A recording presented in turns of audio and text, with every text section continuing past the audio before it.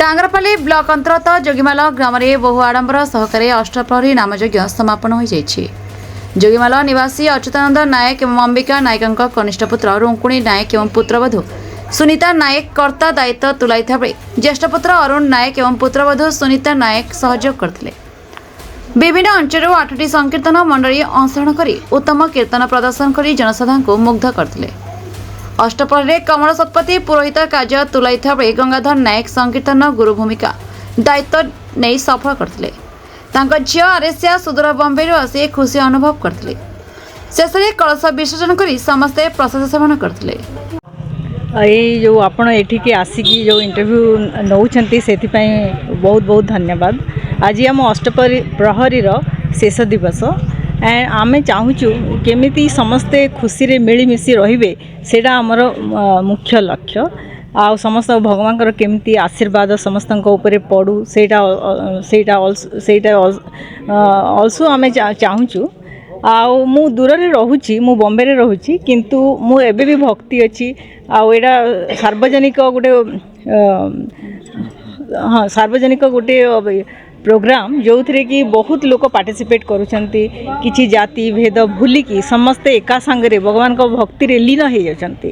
ताठू बड़ जिनस आउ किछि नाही दुनिया रे कि आउ ग्रामर उन्नति पाए समस्ते भगवान को ऊपर भरोसा रखी प्रेयर करुँच।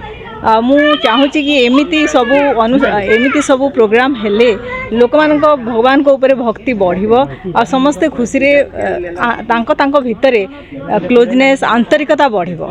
सेथि पई एटा गोटे बहुत बड़ लाइक उत्सव जो थे कि मु पार्टिसिपेट करिवारु मु निजे को धन्यवाद माने करूछि।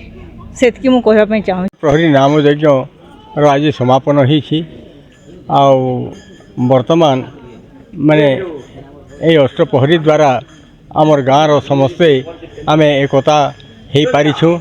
आ समस्तंकर मन मालिन्य आम भितर जो परस्पर भितर थिला सेटा एकजुट हो पारिछि। आ परस्पर प्रति स्नेह ममता इत्यादि आमर बढ़ी चली।